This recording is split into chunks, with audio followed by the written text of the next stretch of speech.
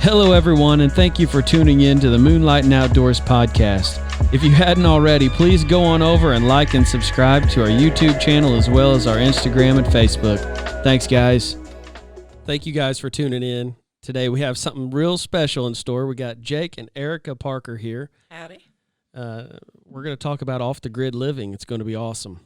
I know I have a lot of questions about it, something obviously I'm not familiar with. Got power lines all around here.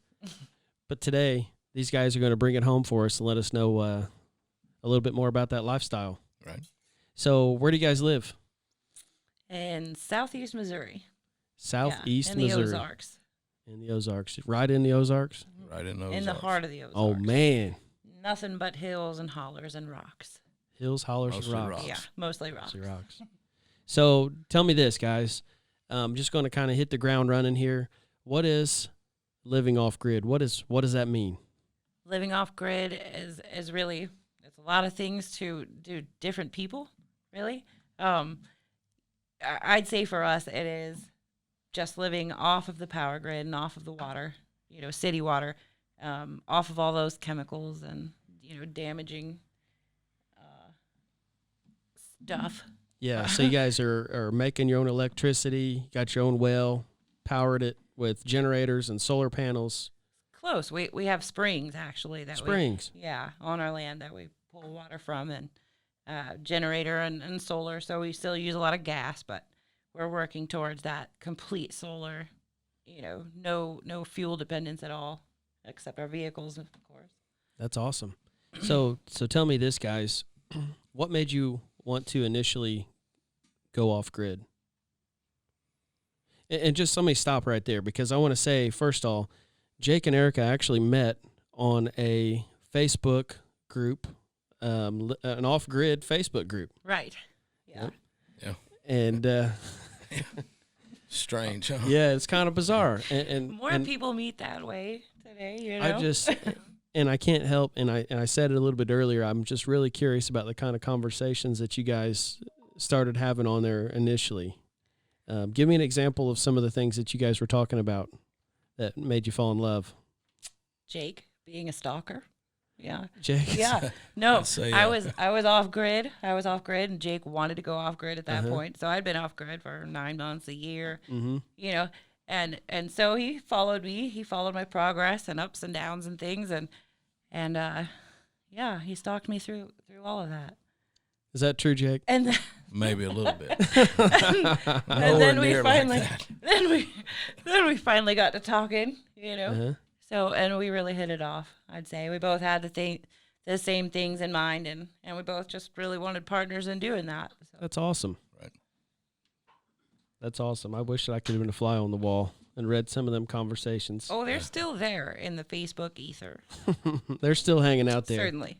So I've got some notes here, and some of these I'm probably not going to ask half of these questions, but when you guys decided to finally start your project, first off, these guys are currently living in a cabin that they're building together. You had some...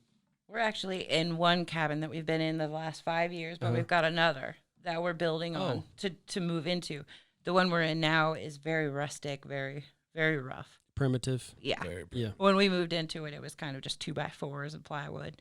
So we added a little bit of insulation, not enough. We added on a kitchen, and it functions, so that's great. Yep. And that's about it, really. We've got wood stove for heat and no running water in there, but we're gonna put that all up there at the cabin. It's gonna be just like any other house.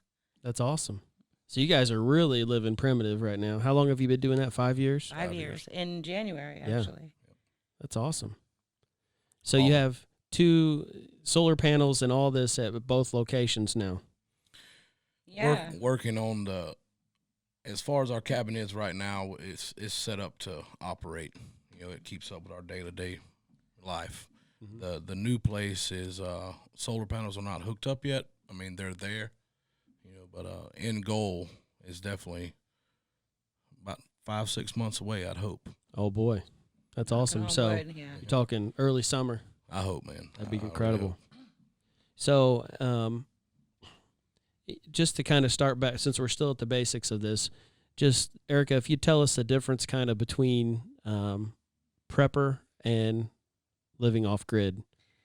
Well, I'd say a prepper, you know, uh,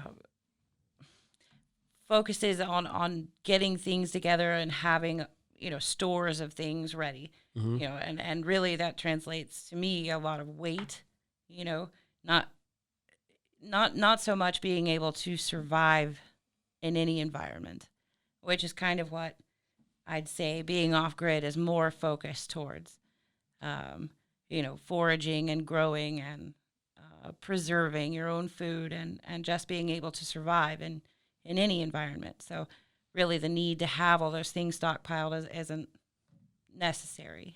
Because you guys are learning the lifestyle of how to maintain, you know, not necessarily have that stockpile, but just being able to produce everything that you need for Sure. for daily life. And then of course preserving that, you know, that'll carry on for a good while. You know, say we had to leave where we are now for unforeseen reasons, we could carry a lot of what we have and basically set up and survive anywhere. Because you got the lifestyle and the experience Right. to back it up. The knowledge. Right. It's definitely the knowledge. So what is it that you guys do for a living? Like how do you come up with income? Build cell phone towers currently, electrical, and not by choice. She forced me into it. Ready to build this cabin, you know. Yeah. Go back on the road working type Yep. deal. And she actually takes care of our dogs, raises our dogs, and that's her main. She Sure. brings more to the table, definitely. That's awesome. So, what are some of the biggest challenges that you guys had when you finally decided to go off grid? And you were already living off grid before you. So, Jake, I'm going to ask you that question. When you came in and started this relationship and you guys came in together, did you ever think, what in the heck did I get myself into? This is nothing like those Facebook conversations we were Several having. times. It was middle of winter, Yeah. my first time. Heat, not being able to walk over to the wall and turn the heat up. Yep. Actually having to get up, go, and I mean, you're dependent on yourself 100%. If you don't go outside and cut wood, you're going to be cold. Yeah. Water. If I didn't go to the springs and haul water, that I didn't have any. You don't walk over to the tap and just turn it on. It's getting used to that, I'd say, was the biggest change for me. And it took a little while, man, because, my whole life I've been on grid, take a hot shower every night and then flip of a switch, it's over with. It listening to this, it makes me think about, how many years ago was this everyday life for everyone? We're talking, 100 years ago? Right. It's only been the last few generations that we're able to live as easily as we do Yeah. now. Yeah. So, maybe my great-great-grandparents or something like that, this was their every day for them. I promise you it Certainly. was. Yeah. And Certainly. and boy, the things we were taking for granted. Early, I'm not even going to talk about that. Jake made me lose my man card before the show here. Jake, I'll let you go ahead and tell the story. What happened? Well, I'm going to let him get me twice. Go ahead. basically, it's self-sustaining knowledge. It was a deal about prepping and where are we at now. Mm-hmm. And it was basically I asked Justin the question of what if he had to turn off the grid right now? Am I ready? Are you ready? And he kind of fumbled a little bit with that one. I am not ready, sir. And I said it made me feel like less of a man. Anyhow, let's not talk about that. Drew, edit that part out. It'd be fine with me. But I do have a question for you guys. What kind of costs are associated with living off grid? Well, again, that can be different ways. You can go into it with nothing and you can expect to live, on nothing, Mm-hmm. but you'd better have a lot of knowledge and you'd better have a lot of fortitude, and just really be prepared to be in rough situations. Right. Or you can go into it more prepared, and save up a little bit, get your land and materials and, all the things, you'll probably need. You'll need pens for animals, and you'll need feed and just to be ready for that.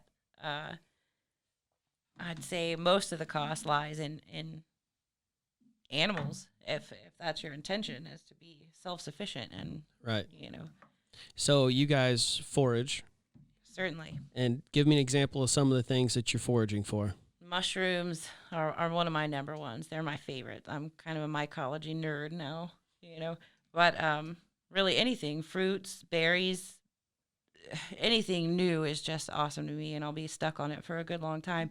Persimmons were my last thing. I'll just see if I can make everything out of persimmons. Persimmon soup. It could be done. Yeah. No ideas, man. Don't give her any ideas. Hey, huh? if there's a pumpkin soup, certainly there can be a persimmon soup. That's awesome. Yeah. So that's pretty interesting. And then so you guys are networked with your neighbors, right? Because some of them are also living off grid. Mm-hmm. And a lot of other people off grid, really. We try to keep our network pretty big. Sure. And so you guys always feel like you have family in some of them, right? Because you're bouncing Certainly. ideas off each other. And Jake, so when you guys are running all these generators and things, I'm sure you have to be pretty well handy and understand how to, because if one of them things were to crash. You better have mechanical knowledge. Yeah. Yeah. That's one of the biggest things I can tell you is if you're not good with working with machinery, your hands, build your knowledge up now. Don't go into this thinking, I'll just buy a good generator that can run, or I'll buy good solar panels, or, you've got to build your knowledge up behind your infrastructure. Right. You've got to, because middle of the night or, middle of the day, something can go wrong at any time.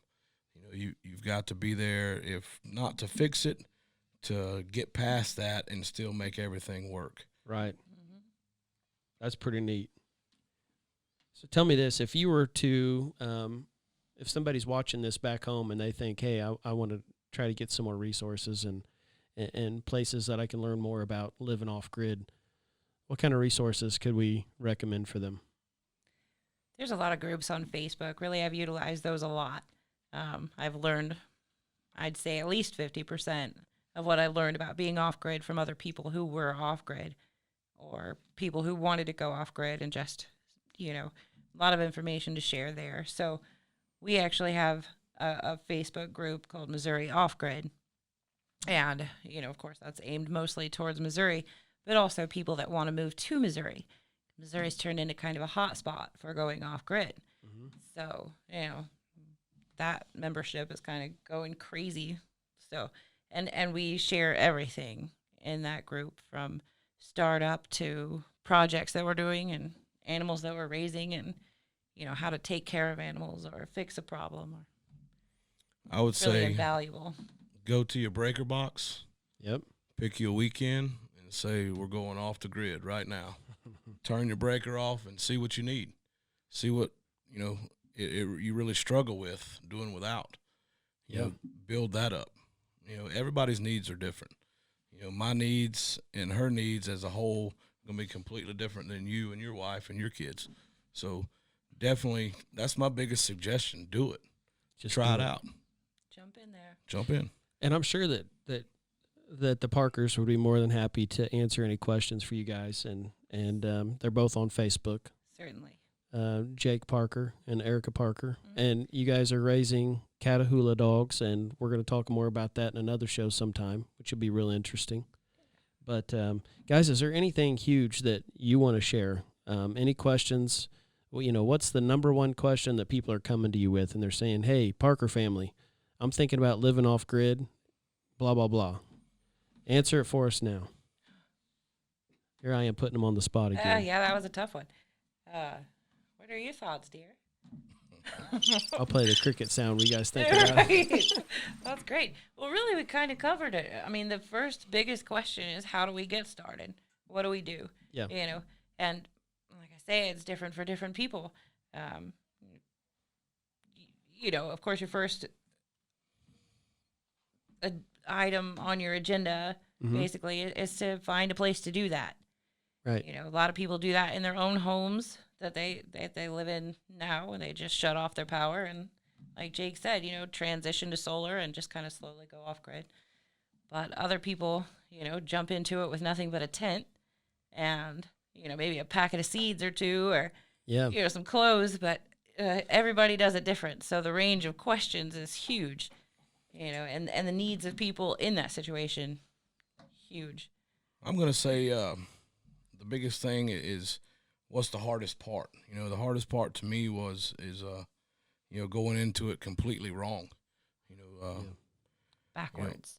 Backwards. You got to build your infrastructure up first, and part of that is your knowledge. Yeah. I mean, it's got to be there. Don't go in and add animals and think that we're going to add 30 rabbits and we can live off of these 30 rabbits, their offspring, and all these chickens and stuff like that, because you're working backwards. Build your infrastructure up first. Get all your power needs met, your water needs met. Mm-hmm. Then start slowly bringing on your sustainable meats, and gardens first. Work on your gardens first. Then start building the cabin. Then start building the cabin. Yeah. That'll save you a lot of money, certainly. Yeah. Yep. Maybe So not time, but the cost associated with all of this stuff, and I know we talked about it a little bit before the show here, but I just can imagine that that's going to be, some of this stuff is expensive. It is, unless you know where to get it from. Auctions Yeah. are a great place. Hit your local auctions up. You can buy a lot of building materials there. Solar panels. You can, your marketplace, your eBay, Right. your used panels. It doesn't need to be what it's cracked out to be. Everybody says, let's go off grid. Oh, it's going to cost us $30,000-$40,000. It's not so. Our setup to run our whole house, $3,000-$4,000, and that'll be enough for us. And keep it simple. The Off-grid living needs to be simple living. it's got to be. It's Yeah. up here. Yeah. It's not material Ideally. things. yeah. I mean, I'm just thinking that, if you stayed on the grid and just lived a whole lot more simply, you would save a lot of money. You're right. And it would. goes a long way Yeah. for a lot of different things. It just all depends on people's goals. What are their reasons for going off grid? Right. Is it political reasons for them, or is it self-sufficiency? And so let me ask this, what was your reason? It's And are your reasons the same? probably not. No, no. What was yours, Erica? It's a huge mix of reasons, actually. One, I mean, going back to your roots, living more simply is just more healthy, and that was my goal.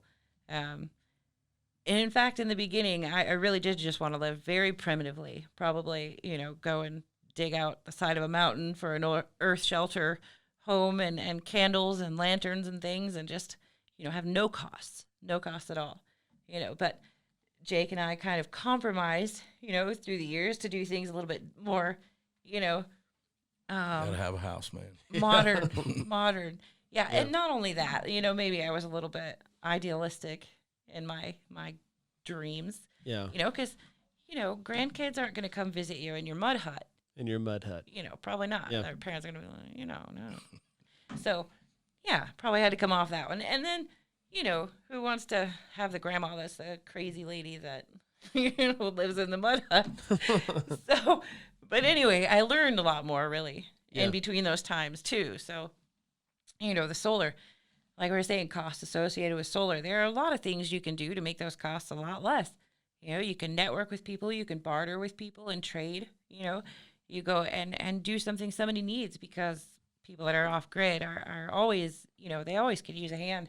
I like with that something. I like that you're saying don't have to have everything new, Certainly. In my mind, I was thinking, oh man, you'd have to find a company that sells solar panels, and Oh, no. I was thinking of everything brand new. But the fact that you guys, I mean, that's just another way of showing that you guys are living the simple life. Well, the way I see that is, back to the prepper. Yeah. If something is to happen, and let's face it, there is an idea of what could happen that forced everybody to think this lifestyle. Yeah. So if that does happen, there is no stores you can go buy solar panels. The new generators, they're gone. Yeah. You know, so having the knowledge of used stuff, where to find used stuff is it's important.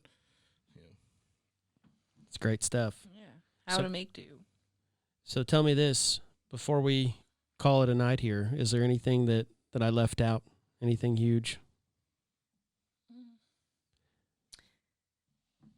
Not really.